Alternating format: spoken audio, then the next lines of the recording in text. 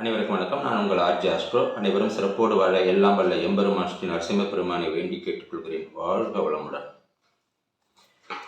இன்றைய பதிவு புத்தாண்டு ராசி பலன் பார்த்துருவோம். அந்த வகையில் விருச்சிக ராசிக்கான புத்தாண்டு ராசி பலன். இந்த வருடம் விருச்சிக ராசி அன்பர்கள் என்ன மாதிரியான பலனை அனுபவிக்க இருக்கிறார்? ஓவரால் பொருளாதாரம், வாழ்க்கை, கல்வி, தினம் கிடைக்கக்கூடிய விஷயங்கள், இந்த வருடம் முழுவதும் நாம் என்ன மாதிரியான பலன்களை அனுபவிக்க இருக்கிறோம், பணம், பொருளாதாரம், இதையெல்லாம் நிர்ணயிக்கக்கூடிய முக்கியமான 4 கிரகங்கள் சனி, குரு, ராகு, கேதுக்கள், கர்மாவை தீர்மானிக்கக்கூடிய முக்கியமான கிரகங்கள். இந்த வருடம் நாம் பொதுவாக அனுபவிக்கக்கூடிய அனைத்து விஷயங்களையும் தீர்மானிக்கக்கூடிய 4 கிரகங்கள் எந்த நிலவரத்தில் இருக்குதோ, இந்த வருடம் கூட எங்கே இருக்குதோ அதை பொறுத்து தான் நம்மளுடைய பலன்கள் பெருமளவு 70-80% தசா புத்தியை தவிர இந்த கிரகங்கள் கொடுக்கக்கூடிய அமைப்பில் இருக்குது. என்னதான் தசாபுத்தி நடந்தாலும் இந்த கிரகங்கள் அந்த பாவக ரீதியான பலனை கொடுக்க இருக்கின்றன. அந்த வகையில் விருச்சிக ராசி அன்பர்களுக்கு ராசிக்கு 4ஆம் இடத்தில் சனி பகவானும், ராசிக்கு 5ஆம் இடத்தில் ராகு பகவானும், 6ஆம் இடத்தில் கேது பகவான் ஏப்ரல் வரைக்கும் இருப்பார்.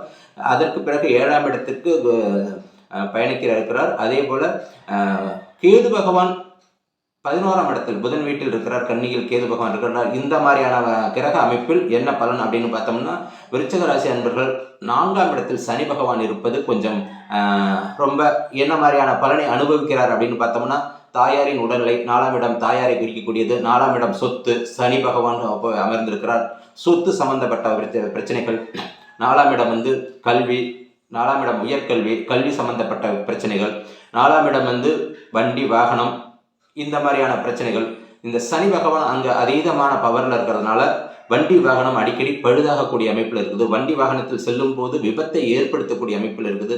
தாயாரோடு உடல்நிலை ஆரோக்கியம் குறைபாடு, கால் வலி, இந்த முழங்கால் வலி, முட்டு வலி, இந்த மாதிரியான அமைப்பில் இருக்குது.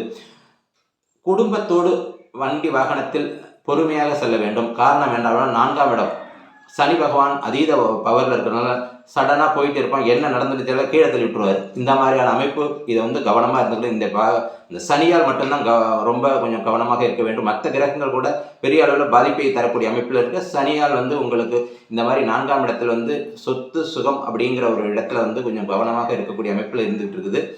4ஆம் இடம் என்பது தாயாரின் உடல்நிலையில் ஆரோக்கியத்தில் கொஞ்சம் குறைபாடு ஏற்பட்டு விலகக்கூடிய அமைப்பில் இருக்குது. உடல் ஆரோக்கியத்தில் அதனால் அதுக்கு தகுந்த மாதிரி ஃபாலோ பண்ணிக்கிங்க. 5ஆம் இடத்துல ராகு பகவான் இருக்காரு. ஆழ்மன சிந்தனைன்னு சொல்லக்கூடிய 5ஆம் இடம் பூர்வ புண்ணியம். 5ஆம் இடம் குழந்தைகளை கொடுக்கக்கூடியது. இது சம்பந்தமான விஷயத்தில் நம்மளுடைய மனசு அலைபாய்ந்து கொண்டே இருக்கும். காரணம் என்னன்னா, ராகு பகவான் மாயை கிரகம். தேவையில்லாத விஷயத்துக்கெல்லாம் நம்மளுடைய சிந்தனைகள் தூண்டிக்கொண்டே இருப்பார். குழந்தைகளை பற்றின பெரிய கவலையை ஏற்படுத்தும். குழந்தைகளுக்கு அதை செய்யணுமா, இதை செய்யணுமா, அப்படி இருக்கணும், இப்படி வாழ வைக்கணும், இப்படின்னு ஒரு அதீதமான நமக்கு சிந்தனையை தூண்டிக்கொண்டே இருக்கும் இந்த காலகட்டம். கொஞ்சம் கவனமாக இருங்கள். ராகுங்கிறது மாயை கிரகம். நம்ம மாயை வலையில் விழவே கூடாது. அப்போ விருச்சிக ராசி அன்பர்களுக்கு 5ஆம் இடங்கிறது பூர்வ புண்ணியம், சொத்துக்களும் அது சேரக்கூடிய அமைப்பு. இந்த மாதிரியான இடத்துல ராகு பகவான் இருப்பதனால் ரொம்ப கவனமாக. குருவோட வீடு, இந்த மாதிரியான விஷயத்துல நம்ம ரொம்ப பொருளாதாரத்தை நினைச்சு அப்படி ஆயிடுவோம், இப்படி இருப்போம் அப்படின்னு நினைப்பே நம்மளை கெடுத்துவிடும். அப்படி ஒரு நினைப்பே குழப்ப கெடுக்கும் அப்படின்னு சொல்லுவோம்ல, அந்த மாதிரியான அமைப்புல இருக்கிறதுனால ரொம்ப கவனமா சிந்தனை, அதீத சிந்தனை தேவையில்லாமல் சிந்திக்க தோணும். அந்த சிந்தனையை குறைத்து கொள்ளுங்கள். இறை வழிபாட்டை கடைபிடிங்கள். அந்த சிந்தனையிலிருந்து இந்த கிரகத்தை புரிந்து கொண்டால்தான் நாம பாட்டுக்கு நினைச்சுக்கிட்டே இருப்போம், எதையோ நினைச்சுக்கிட்டே இருப்போம். தேவையில்லாத சிந்தனை ஓடிக்கிட்டே இருக்கும் மனசுல. குழந்தைகளை பற்றின சிந்தனை அதிகமாக ஓடிக்கொண்டே இருக்கும். நம்மளுடைய தாத்தா பாட்டா பூர்வ புண்ணியம்னு சொல்லக்கூடியது அங்காளி பங்காளின்னு இவங்களெல்லாம் பற்றின சிந்தனையெல்லாம் ஓடிக்கிட்டே இருக்கும். தேவையில்லாத சிந்தனையை கொடுக்கக்கூடியது இந்த ராகு பகவான். அதனால குறைச்சிக்குங்க. இந்த விஷயத்துல ரொம்ப கொஞ்சம் கவனமா இருந்துக்குங்க. 6ஆம் இடத்துல குரு பகவான் இருக்கிறார்.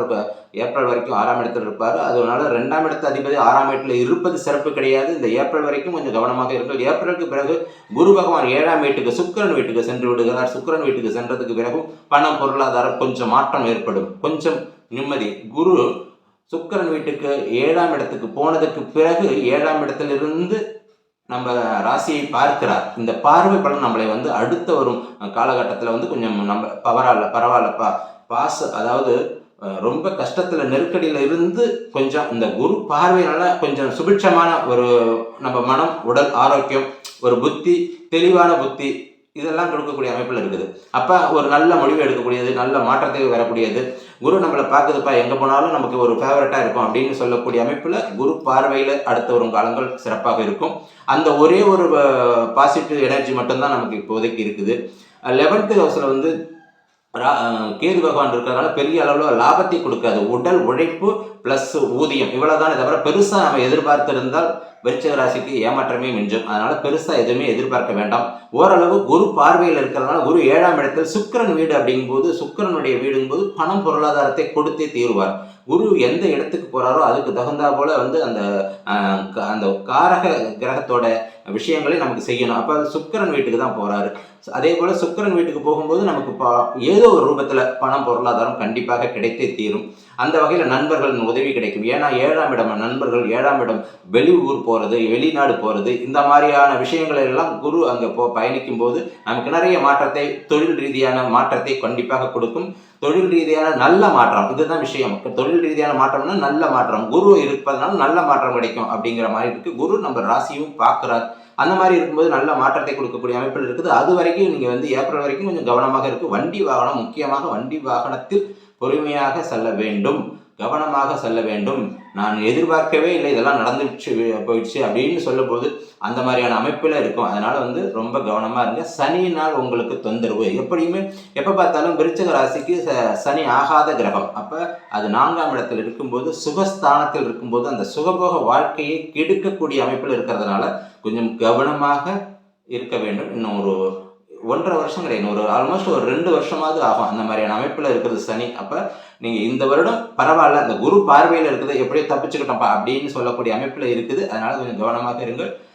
இறை வழிபாடு, முருகப்பெருமானை வழிபாடு பண்ணுங்கள். உங்களுடைய ராசி அதிபதி முருகப்பெருமான். முருகப்பெருமான் வந்து வாகனத்துக்கும் அவரே அதிபதி. அதனால் வந்து எந்த ஒரு பிரச்சனையும் வரக்கூடாது அப்படின்னு சொல்லிவிட்டு முருகப்பெருமானை வழிபாடு பண்ணுங்கள். முருகனை கெட்டியமாக பிடிச்சிக்கலுங்க. உங்களுக்கு வந்து அடுத்த வரும் காலங்கள் நல்ல ஒரு பாசிட்டிவ் எனர்ஜியோடு கிடைக்கும். ஒரு பிரச்சனை இல்லாத வாழ்க்கை, நம்ம வேலை உண்டு, வாழ்க்கை உண்டு, சம்பளம் உண்டு இப்படின்னு போகக்கூடிய அமைப்பில் இருப்பீங்க. எல்லாருக்கும் இந்த அமைப்பு உண்டு.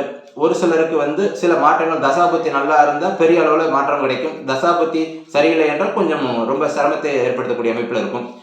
வாழ்த்துக்கள். இது பொது பலன் தான். அவங்கவுங்க தனிப்பட்ட ஜாதகத்தின் அடிப்படையில் சில பேருக்கு நல்லதும் கெட்டதும் மாறி வரும். வாழ்த்துக்கள். இறை வழிபாடை தொடர்ந்து கடைபிடிங்கள். விருச்சிக ராசி அன்பர்களுக்கு வாழ்த்துக்கள். வாழ்க வளமுடன்.